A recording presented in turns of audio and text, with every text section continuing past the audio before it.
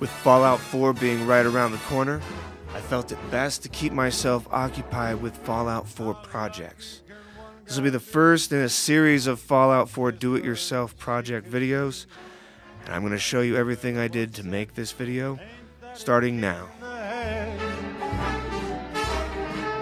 The room was completely black.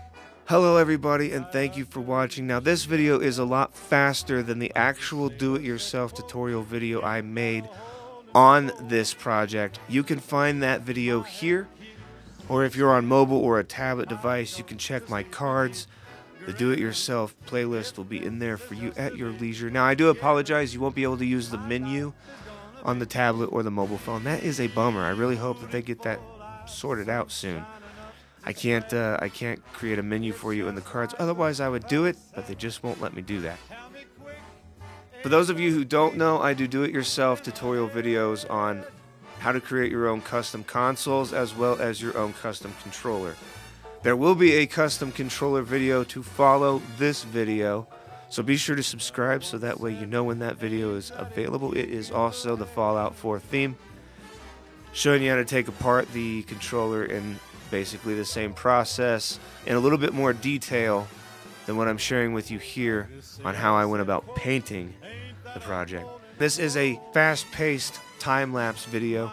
Basically, I just want to get your attention with this. I want you to see this. I want you to see how I did this and maybe put some ideas in your head as to what you could do. My subscriber, Nicolas Bélanger from French Canada, got a hold of me and he asked me if I could do this project for him. He said he didn't trust himself to be able to do it, and you know, I was like, I guess I could do something like this for you. Why not? I don't mind every now and then doing something like this. That is one of the reasons why I have neglected doing projects for other people. I'm really, really selective about the projects I take on because I don't really have a whole lot of time to do these kinds of things.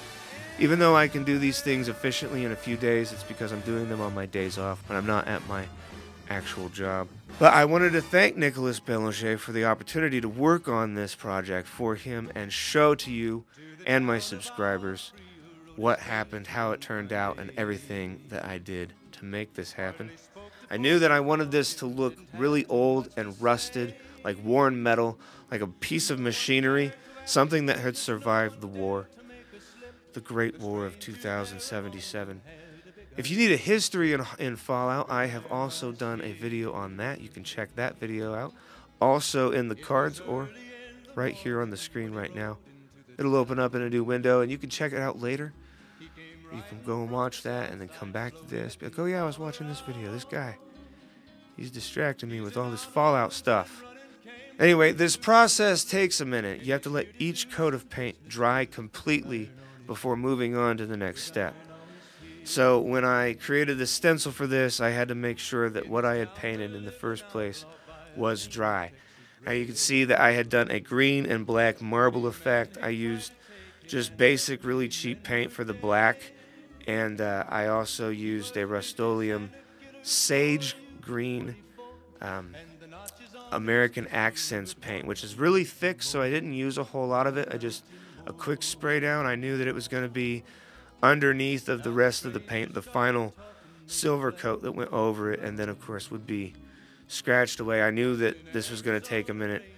That's why I used a very small amount, a very thin amount when I was doing that. And then along the bottom, to create the rust color underneath, I used a flat brown enamel-based spray paint from Rust-Oleum. And then I let this dry for 24 hours and then put the stencil on after I did all that, letting it dry.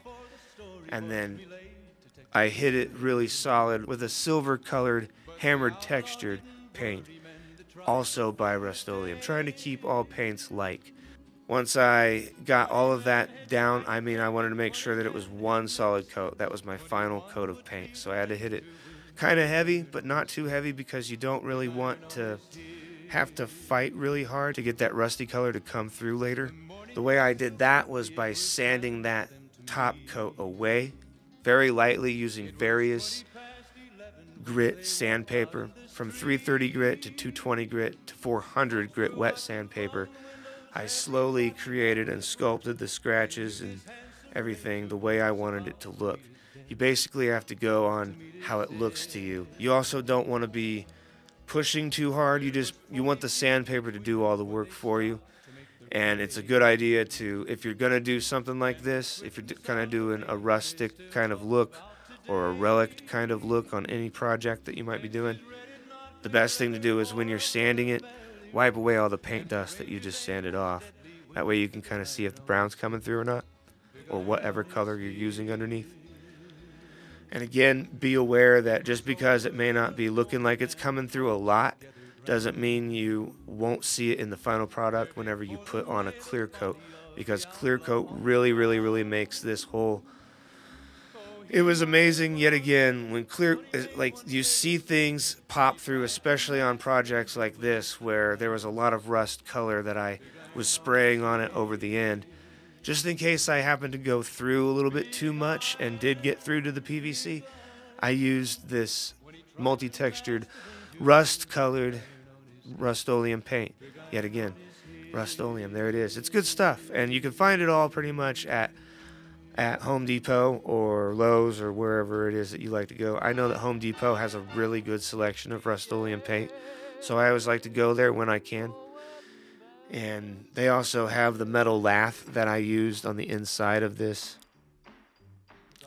I used that basically to give it yet again more of like a real machine type of look. This project took me about 3 days to finish. Again, letting each coat of paint dry before moving on to the next step.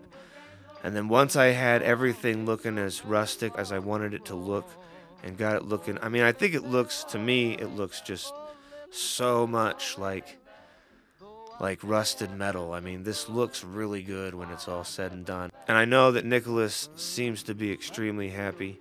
I messaged him on Facebook showing him pictures the entire time that I was doing it. And each time that I was showing him stuff, he was like, yeah, man, this looks awesome. This looks awesome. I can't wait to see it evolve. And I'm happy to have provided that for you, Nicholas. Again, thank you so much for checking me out and finding me and having me do this project for you.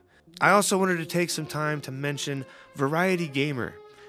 He is a YouTuber, and he found my channel through my A History of Fallout video.